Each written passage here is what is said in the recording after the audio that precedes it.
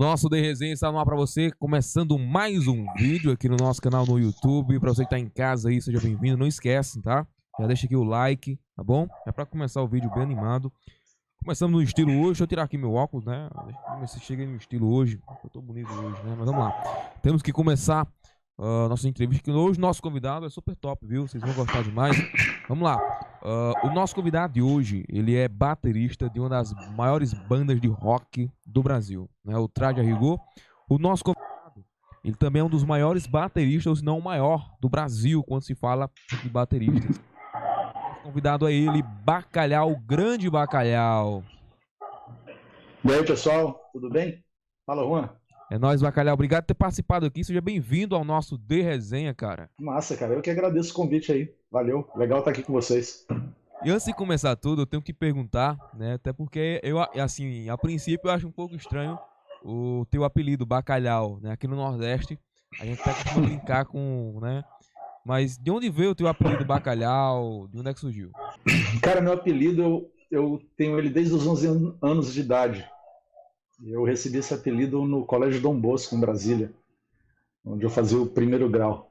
E eu estava um dia na hora do recreio, indo para a cantina comprar o meu lanche, e aí eu fiquei ouvindo um chamado insistentemente, assim, de umas 2, 3 vozes chamando Bacalhau, Bacalhau.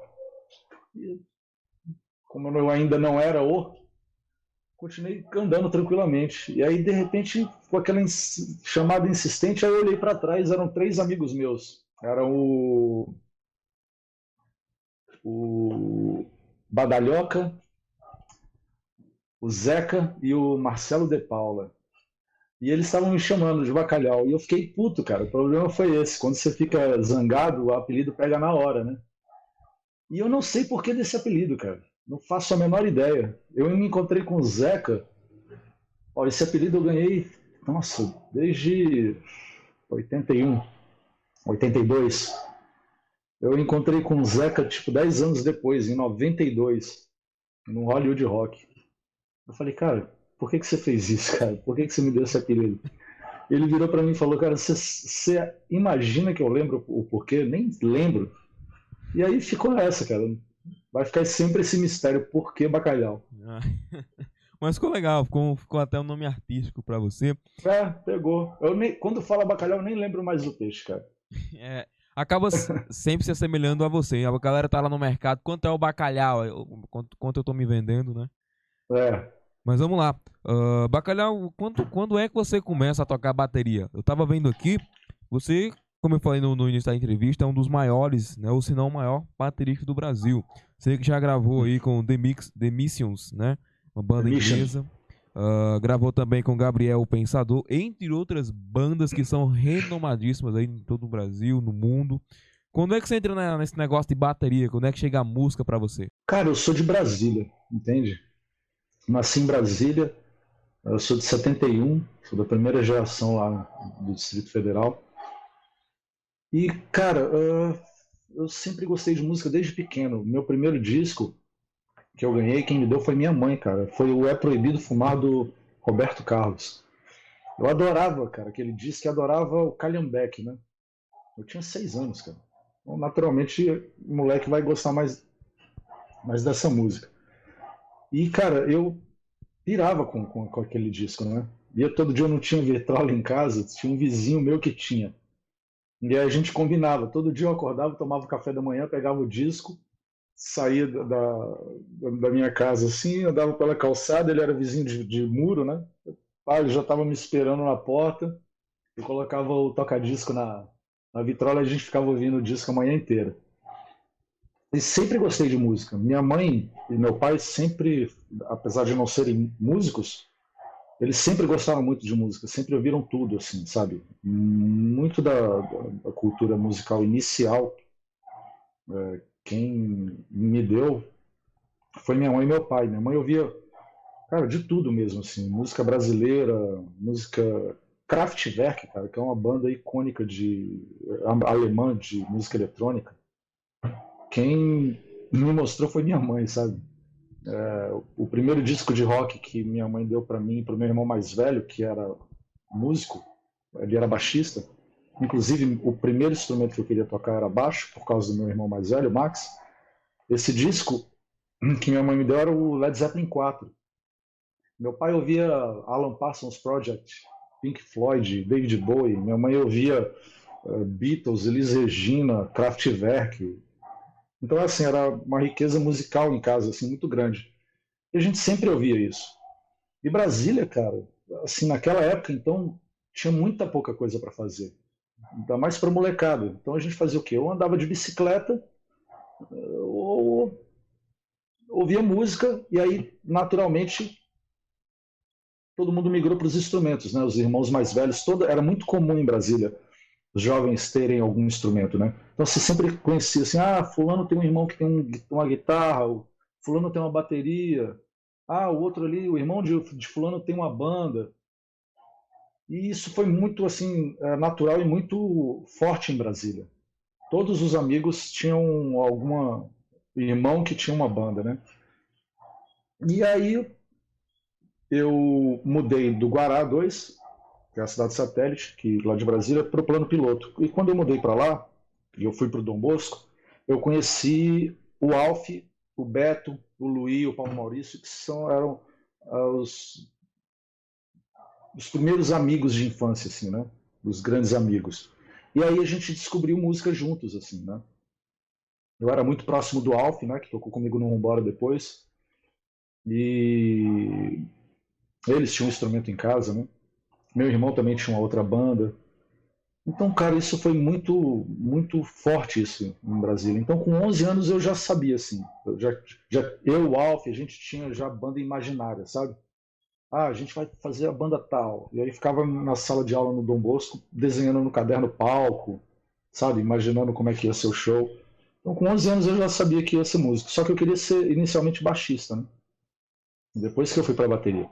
Cara, deu pra notar que desde que começou a entrevista a gente já percebeu que realmente Brasília não tinha muito o que se fazer, só porque você disse que sai de sua casa pra ir pra casa do seu amigo simplesmente pra ouvir música, né? Exato. Já dá pra notar. Mas quando é que você assim começa mesmo a tocar a bateria? Porque hoje, como a gente já falou, você é um dos caras que é o pica das galáxias na bateria. Quando se fala em bateria, eu lembro logo de você. E não é fácil, Obrigado. né? Não é fácil tocar bateria. Não é. Eu já tentei tocar bateria e meu corpo, ele não, a coordenação não vai. Quando é pra ir pro lado direito, a mão entrosa assim, não vai. Como é que você começou assim a tocar realmente a bateria, desistiu do baixo e foi pra bateria? Cara, essa história foi a seguinte: eu queria ser baixista de qualquer jeito, né? Tinha sonho de ser baixista por causa do meu irmão. Só que a gente não tinha grana para comprar baixo. O baixo, meu irmão, ele conseguia emprestado com um amigo para tocar na banda que ele tinha. E aí eu ficava nesse sonho, né, de moleque, de ter um baixo. E eu ficava no pé da minha mãe pedindo insistentemente para ela me dar um instrumento. E aí eu enchi tanto o saco dela que ela um dia falou assim: tá, beleza, vamos nessa loja aí de instrumentos para ver como é que é esse baixo aí. E aí a gente foi. E chegando lá, eu lembro até hoje, era um Giannini Sonic baixo. Eu queria um baixo azul para imitar o baixista do Steve Harris, do Iron Maiden, né? E aí, cara, o vendedor pegou o baixo lá, botou assim no balcão. Nossa, eu assim, meu Deus, né? Aquele objeto de desejo, louco para comprar o baixo. E a minha mãe recebendo as informações do cara, né? Ele falando um monte de coisa, eu nem ouvia o que ele falava, eu só olhava para o baixo e queria o baixo. E aí, de repente, minha mãe fez a derradeira pergunta, né? Quanto que é o baixo? Aí o cara, é tanto, tal. Aí minha mãe, tipo, tanto. Eu até tava raciocinando, né? Como fazer, se parcelava, né? Como é que faz para comprar o baixo? Aí ela, não, mas vamos ver e tal. Aí o cara falou, mas tem que comprar o amplificador. Aí minha mãe falou, o quê? Tem que comprar um amplificador. O baixo ele não faz som. Você liga ele numa caixa de som, que é um amplificador, com um cabo, e aí sai o som. Aí minha mãe falou, é? E quanto que é esse amplificador? Aí o cara tanto, aí minha mãe falou, pô, não vai rolar, filho, desculpa. E a gente saiu frustrado da loja, assim, né? Porque minha mãe sempre me incentivou muito, ela foi uma grande incentivadora minha, assim. na minha carreira de músico, né? Ela e meu irmão mais velho sempre me incentivaram. E aí, cara, eu voltei para casa frustrado, cara, e fui para casa do Alf. Então, cara, foi isso, assim. Aí eu voltei para casa frustrado, fui para casa do Alp, chateado, a gente vendo vídeos de bandas que a gente gostava da época. E lá tinha um par de baquetas, cara, jogado assim. E inclusive eu acho muito engraçado porque esse par de baquetas era o seguinte: eram dois pares diferentes, não casavam, não era um casal, era um par de um modelo e um par de um outro modelo. E eu peguei aquilo ali, sabe? Comecei a gente ouvindo o som e eu, né, ali fingindo que estava tocando. E achei legal, sabe? Achei bem interessante, assim. Eu comecei a batucar no sofá, assim, batucar nas coisas. Eu falei, cara, com isso daqui pelo menos dá para mim brincar, entendeu? Ah, eu lembro que na época eu sentia a sensação, como se eu projetasse, né? Eu conseguisse a sensação de estar tocando, principalmente por estar percutindo nas coisas, assim. E aí eu fiquei com essa coisa na cabeça, cara. E aí eu pegava as canetas Bics e ficava é, batucando em tudo, né? Dublando em tudo, assim, né? Reproduzindo como se estivesse tocando bateria nas coisas, assim. E aí eu cheguei em casa, arrumei um par de baquetas, né? E comecei a montar um kit de bateria improvisado, que era como? Tinha o sofá, eu pegava no encosto do braço aqui, no apoio do braço, era como se fosse o chimbal aqui alto, o assento do sofá fosse a caixa, o encosto aqui eram os tons, o assento aqui da lateral era o surdo, e os pratos eu fazia no ar imaginando. Eu botava um fone de ouvido, ia ouvindo as músicas e ia tocando. E eu chutava o sofá para fazer o bumbo, entendeu? Então, dessa forma, eu estava praticamente tocando a bateria. E ouvindo o fone, foi assim que eu estudei, cara. Meu professor de bateria foi um Walkman. E eu comecei a tocar bateria assim. E comecei a aprender assim também, autodidata. Eu via os vídeos, via o movimento e ficava ali, sabe, meio que tentando reproduzir aquilo. E isso me ajudou muito na questão da audição, sabe? Porque eu tiro música muito fácil, assim. Porque foi uma coisa muito intuitiva, muito do sentido da audição mesmo, de aguçar a audição, sabe? A visão, observar bem, ouvir atentamente, associar movimento a som. E aí aprendi a tocar bateria, cara, sozinho. E aí o meu primeiro instrumento, isso eu tinha uns 14 anos. O meu primeiro instrumento mesmo eu fui comprar com 16 para 17 anos, porque eu era office boy do Banco do Brasil, e aí eu pegava meu saláriozinho, ia guardando, guardando, e aí eu comprei meu primeiro instrumento, que foi uma bateria Saema usada. E, cara, foi demais. A partir daí, não parei mais. A partir daí você simplesmente virou um dos maiores bateristas do Brasil. Com Ah, obrigado, muito, cara. digo isso com muito carinho e orgulho, velho, porque Obrigado. a gente sabe que as bandas de rock elas são muito fortes nos Estados Unidos, essa galera lá na Inglaterra. E ter uma banda de Uhum. rock como o Traje a Rigor, vendo que você faz parte também, e um dos maiores mesmo bateristas do Brasil, quando se trata de rock, de tudo mesmo. A gente acompanha, já vi até na própria internet vídeo seu tocando. Demais, velho. A emoção que você coloca ali, você se entrega no show, é demais, é foda. Mas a pergunta que Cara, não, mas a pergunta que não pode calar, te interrompendo, ah, é simplesmente como é que você começou, cara, a ir pra essas bandas magníficas aí, quando é que você entra no Traje a Rigor, essas bandas tipo, outro patamar, como a gente chama aqui, outro patamar, quando é que você chega lá em uhum. cima, né? Cara, a história foi mais ou menos assim. Eu ainda estava em Brasília, né? Vivendo música, fazer só fazer isso, cara. Todo o resto era secundário na minha vida. Eu ouvia música 24 horas por dia, literalmente, assim. Eu tinha um Walkman, eu gosto de falar essa história. Tinha um Walkmanzinho assim, todo o dinheiro que eu tinha de salário eu gastava com pilha para ouvir música, cara. Comprar fitinha, gravar os discos, né? E aí, cara, eu ia trabalhar e eu ficava o dia inteiro ouvindo música e, tipo, acabava a fita, eu virava, pá, ouvia, pá, virava, sempre prestando muita atenção, sabe? Eu tava estudando ali. As pessoas não têm noção disso. que eu não estava tipo só ouvindo música para passar o tempo, eu estava estudando arduamente, assim, eu ficava o tempo inteiro tipo, pensando, pô, como é que é esse bumbo, como é que faz esse bumbo, qual a relação desse bumbo com o baixo, pô, no pré-refrão ele está fazendo assim, aí ele foi pro prato desse jeito, o baixo fez uma coisa aqui, a bateria respondeu, né, qual o arranjo de guitarra, dinâmica, ficava querendo entender todas essas coisas, né? E aí, cara, nesse processo todo de aprender música, de estar com os amigos, eu fui para o Colégio Objetivo da 913 Sul. E lá eu conheci o Gabriel, que foi o guitarrista que tocou comigo na minha primeira banda, né, que chamava Little Quail and the Mad Birds. E aí a gente montou, ele viu eu batendo na carteira, porque eu ficava o tempo inteiro, cara, era uma compulsão, assim, ficava batendo em tudo. As professoras ficavam loucas comigo, assim. Sua mãe principalmente, né? Oi? Não, Sua minha mãe mãe não, cara. Minha mãe é incrível, cara. Minha mãe é a melhor mãe do mundo, porque, cara, minha mãe nunca reclamou de nada, sempre me apoiou. Os vizinhos ligavam lá para casa indignados, assim. Quando uma vez o Digão do Raimundos me emprestou a bateria dele, porque ele ia viajar, ele me emprestou a bateria para ficar um tempo lá em casa. Eu tocava o dia inteiro num apartamento, cara, imagina. Os vizinhos ficavam malucos ligando para minha mãe. Desliga assim, fala para esse menino parar de tocar esse instrumento.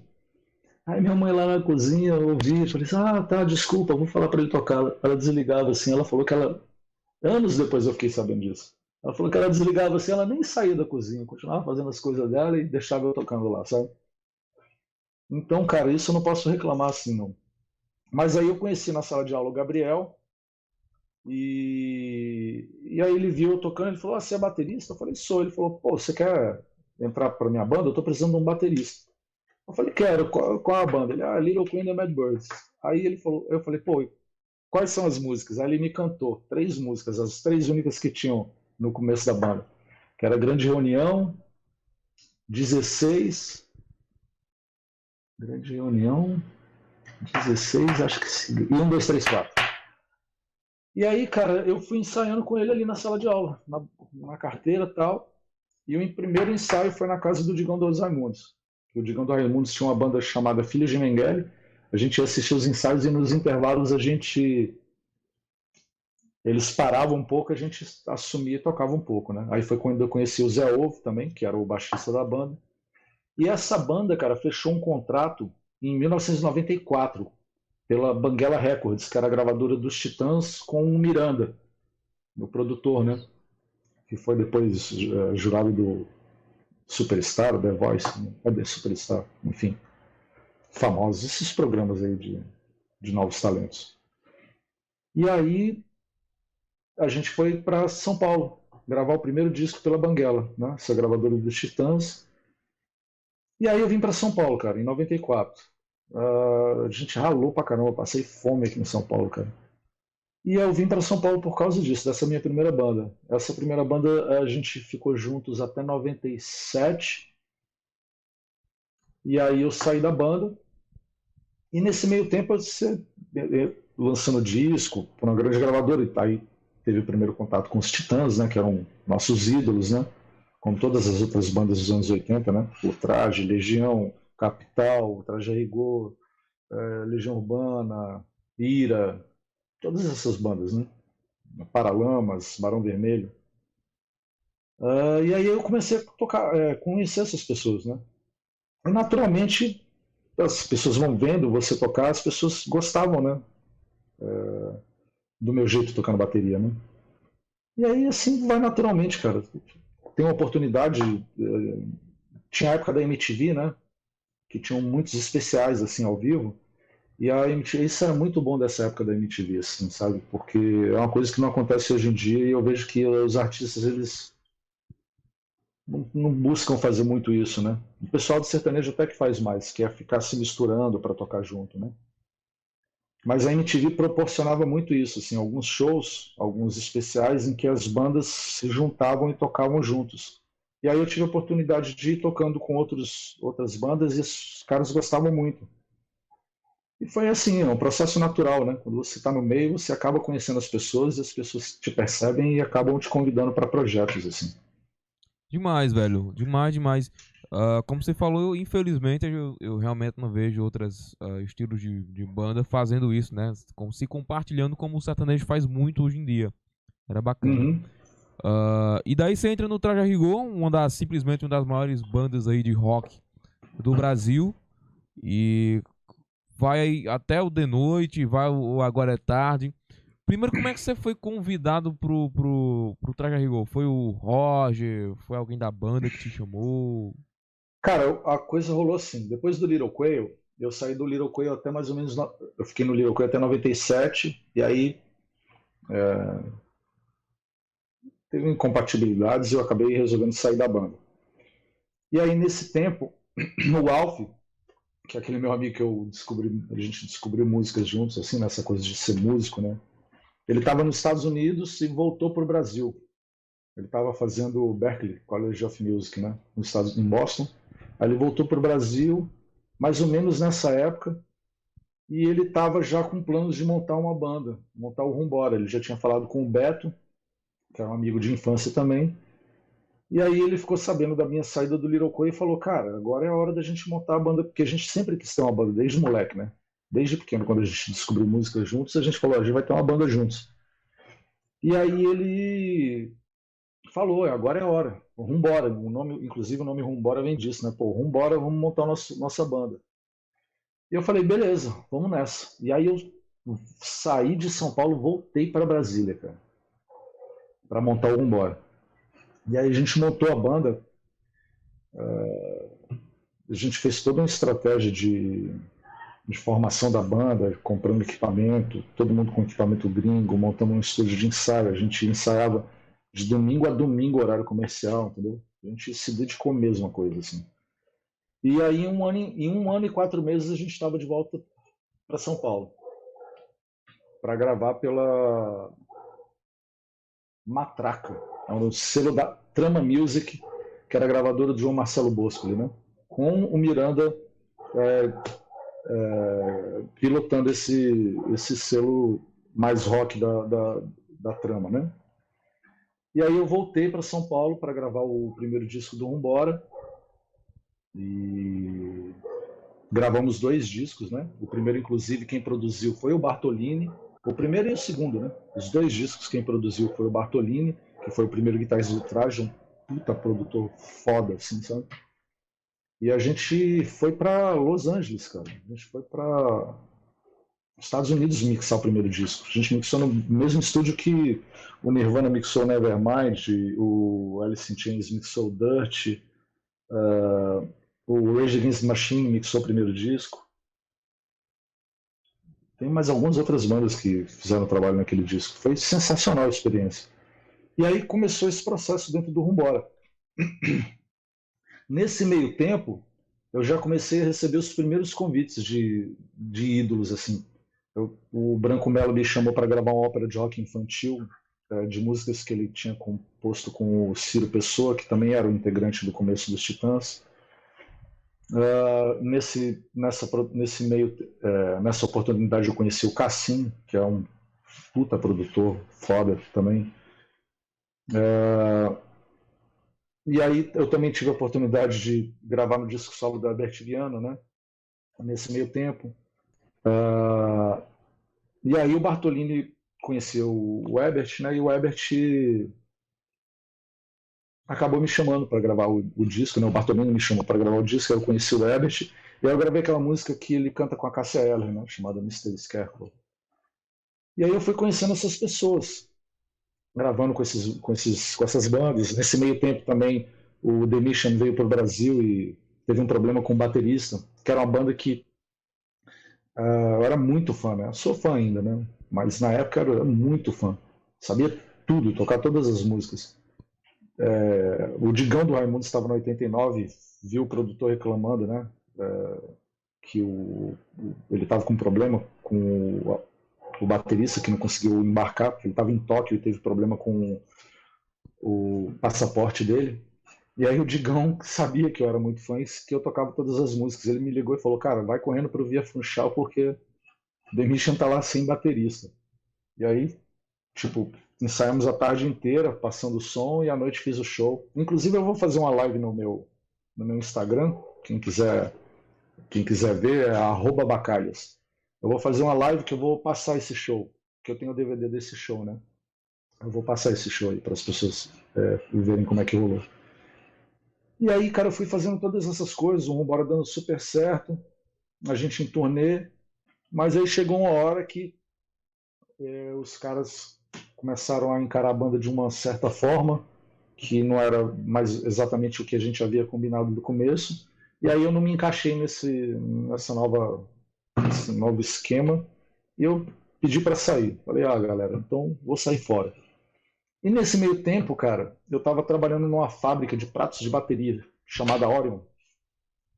E fiquei estudando música, cara, durante um bom tempo, sem montar banda nenhuma.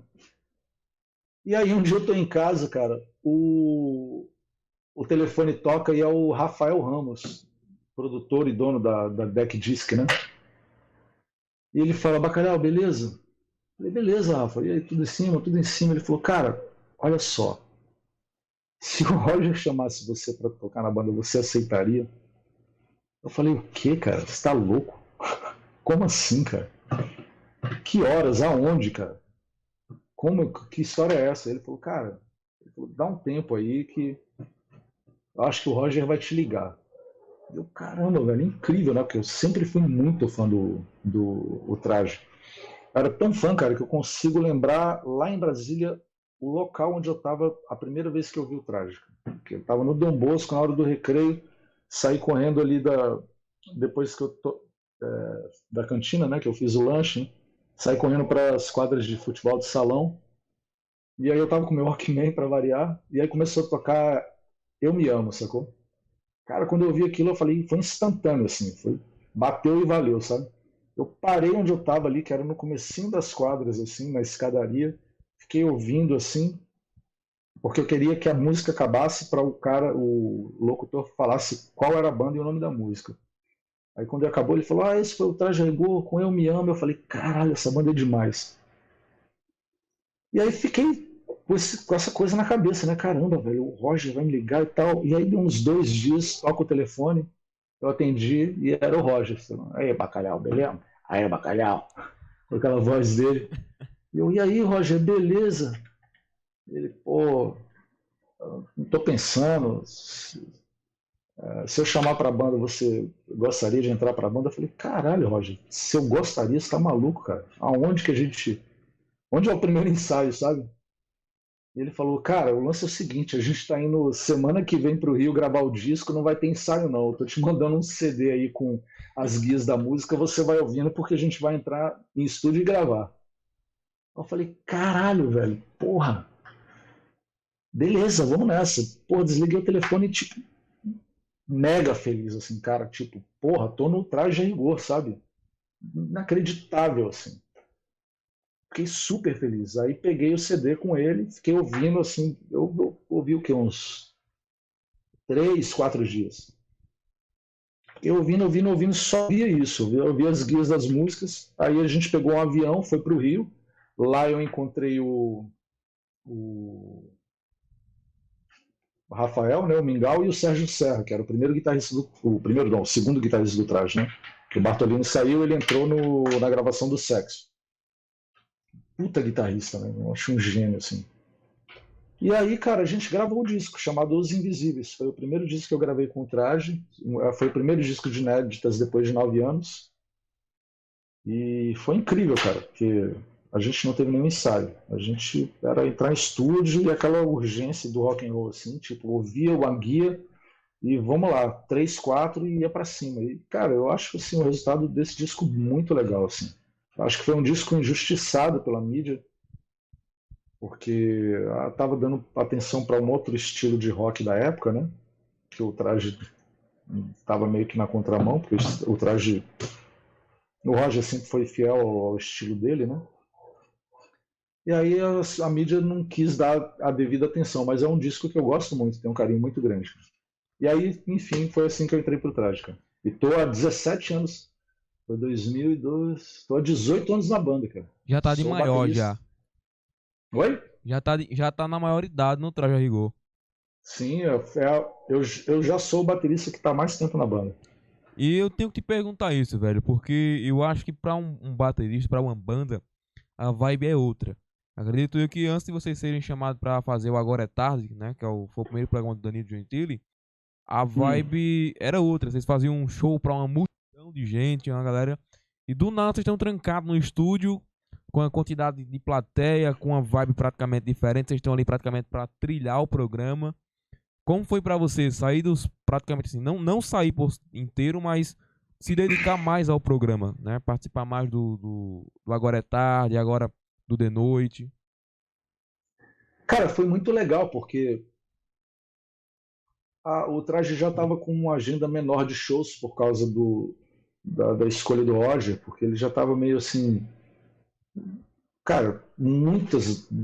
Já estava na terceira década que ele já estava viajando constantemente, né, cara? E o cara ele começou a encher o saco, entendeu?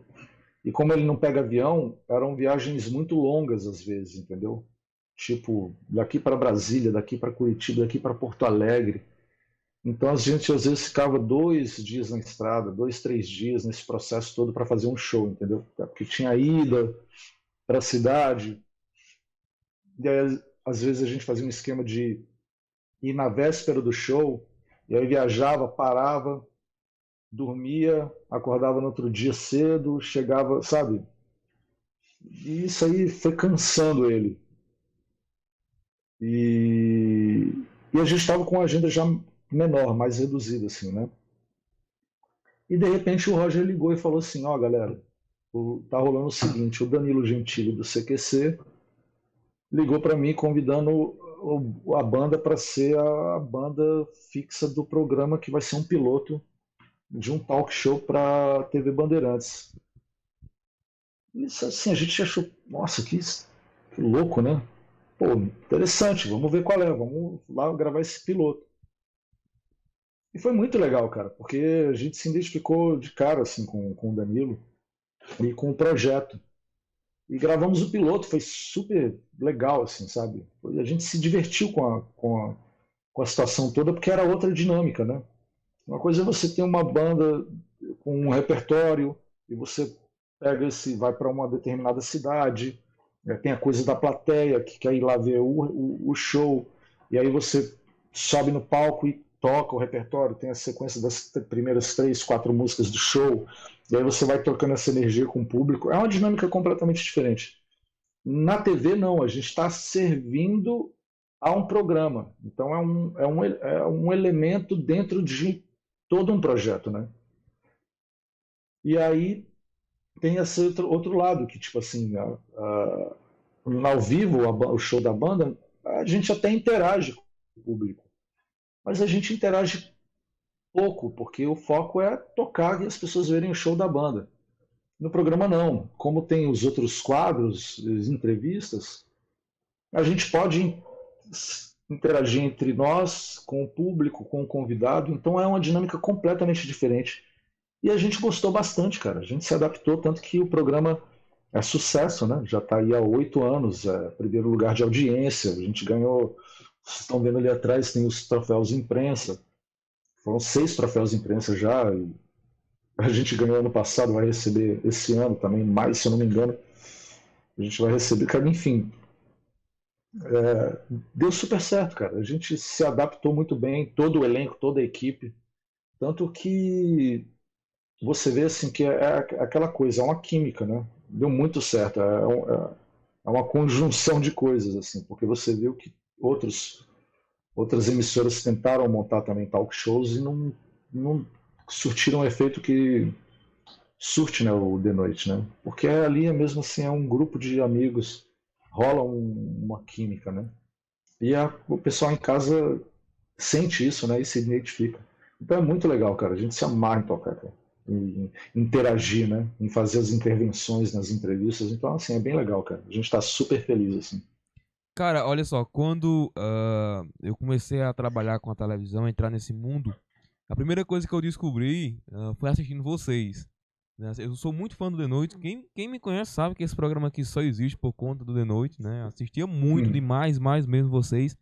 Assistia tanto que eu fiz, cara, eu vou ter que fazer um também, que eu também quero brincar, eu também quero fazer o meu. E a primeira coisa que eu aprendi foi que televisão, programa não funciona sem uma equipe. Eu acho que o essencial de vocês é a equipe de vocês, sabe? Desde o cara que tá lá atrás na produção, desde vocês, desde o Murilo, desde o Danilo que tá apresentando. É uma galera que tem uma vibe totalmente diferente. Eu já cheguei a conhecer alguns de vocês de perto, assim. Tenho um contato melhor. Demais. Então, a gente já tá um pouquinho além da entrevista aqui do tempo. Mas, Bacalhau, cara, você não sabe a honra que é entrevistar vocês. Saber que todo o elenco tá vindo, não é só você. Já tem você, o Klein e o Diguinho. É foda demais, cara. Porque fazem 1 ano e 3 meses, 2 meses, perdão, que a gente tá com esse talk show. E já teve Siqueira Júnior, o próprio Danilo chegou a ver, Celso Portioli. É uma galera imensa. Tá ligado? Demais, sabe assim? Eu fico muito honrado em poder, de alguma forma, entrevistar vocês, também estar aqui agradecendo. Porque vocês fazem parte do meu dia, sabe? Assim, da minha vida. Às vezes eu tô ali de noite e a gente vai assistir. Aprendo muito com todos mesmo. Seja com você, eu vejo muito você fazendo piadas no programa. Cara, demais a piada que ele fez aqui e tal. Suas participações, demais. Então, o Bacalhau, obrigado por ter vindo participar, velho. Você não sabe a honra que é receber você aqui no programa. Obrigado demais, velho. Cara, obrigado você o convite, cara. A gente acompanha você, a gente vê a evolução que você está tendo, a evolução do programa, e a gente acha que é isso aí, cara. A gente quer mesmo fazer um trabalho que as pessoas se inspirem, se identifiquem, e que tem que rolar isso mesmo, tem que rolar frutos disso, né? Quanto mais pessoas quiserem fazer coisas positivas e legais, melhor, cara. Então, parabéns, boa sorte aí, pode contar sempre com a gente, cara. É nóis. E esse foi o Bacalhau do The Noite aqui, o nosso resenha com Juan Pablo, né? Novo programa. Então, não esqueça, antes de terminar, abaixa aqui a tela um pouquinho para baixo, deixa seu like, se inscreva no canal e mande esse vídeo aqui para seus amigos. Meta o dedo aí, tá bom? Obrigado você que acompanhou até aqui e até a próxima. Valeu!